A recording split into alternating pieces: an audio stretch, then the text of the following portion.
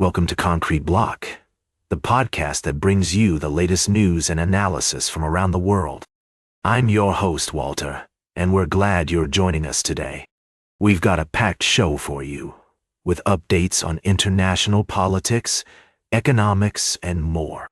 We start with news from Japan, where Prime Minister Shigeru Ishiba is emphasizing the need for speedy measures to ease inflation.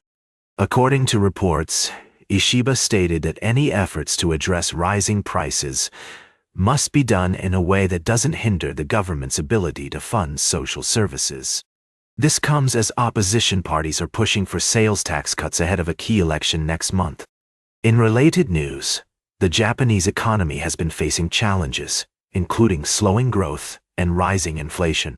The country's leaders are under pressure to find solutions that balance the need to support economic activity with the need to keep prices under control. Meanwhile, in other international news, NATO is dealing with its own set of challenges. The alliance recently held a summit in The Hague, which was marked by tension and disagreement over issues like defense spending in Iran. U.S. President Donald Trump's decision to bomb Iran's nuclear facilities without consulting NATO allies has raised concerns about the health of the Atlantic Alliance. We'll also be taking a look at developments in South Korea, where President Lee Jae-myung has nominated a new finance minister. Koo Yoon-keol, a former vice finance minister, has been tapped for the role and will need to go through parliament hearings before being confirmed. In addition, we'll be covering updates on the Osaka Expo, which has just reached a major milestone with over 10 million visitors. And in space news, Japan's H-2A rocket has been retired after a successful final launch. We'll be diving deeper into these stories and more throughout the show. Our goal is to provide you with a balanced and informative look at the latest developments from around the world. We'll be right back with more of today's top news on Concrete Block. Welcome back to Concrete Block. We're glad you're still with us as we dive into our second story of the day. Today, we're taking a closer look at the situation in Hong Kong, where the pro-democracy movement has been facing increasing pressure from the authorities. We have two stories that highlight the challenges faced by those advocating for democracy and freedom in the region.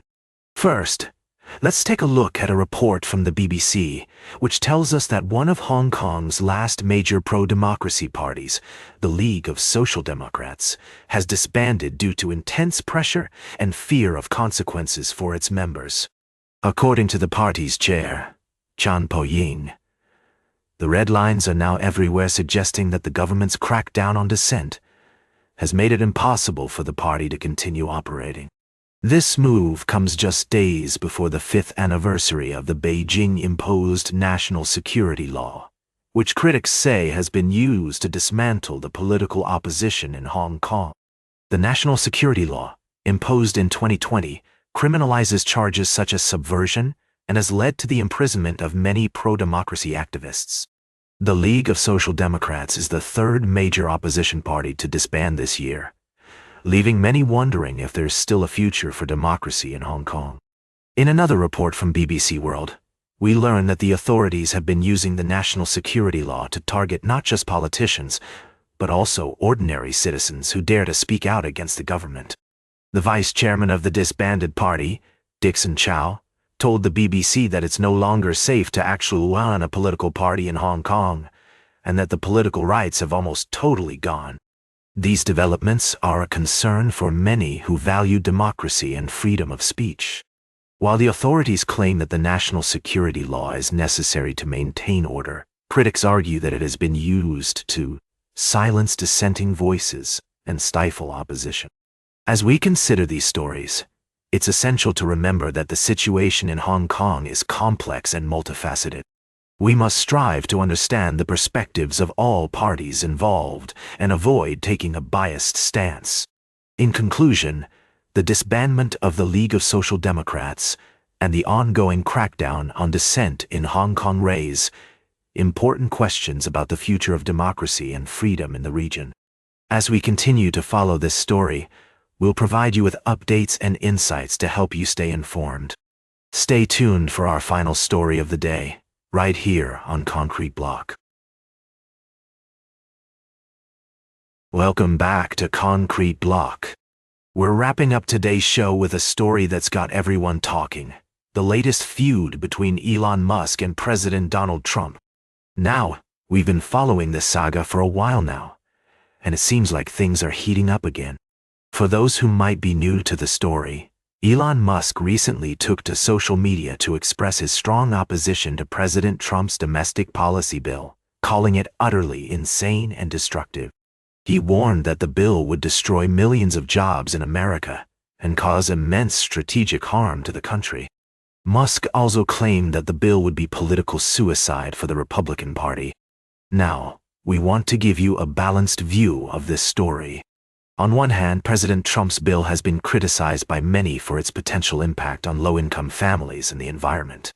The bill proposes significant cuts to Medicaid and food stamps, which could leave many vulnerable Americans without access to basic necessities. Additionally, the bill's emphasis on fossil fuels and lack of support for renewable energy has raised concerns about its potential contribution to climate change. On the other hand, supporters of the bill argue that it will stimulate economic growth and create jobs through tax cuts and infrastructure investments. They also claim that the bill will help to reduce the national debt and make America more competitive globally. It's worth noting that Elon Musk's criticism of the bill has been seen by some as a personal attack on President Trump, rather than a genuine attempt to engage in policy debate. Musk and Trump have a history of clashing on social media, and some have speculated that Musk's comments are motivated by a desire for attention and publicity.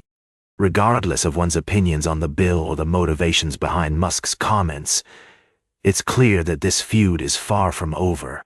With the Senate having cleared a key procedural hurdle, the bill now heads to the House for final approval. We'll be keeping a close eye on developments and bringing you updates as more information becomes available. That's all for today's Concrete Block. Remember to like, share, and subscribe. And until next time, stay informed.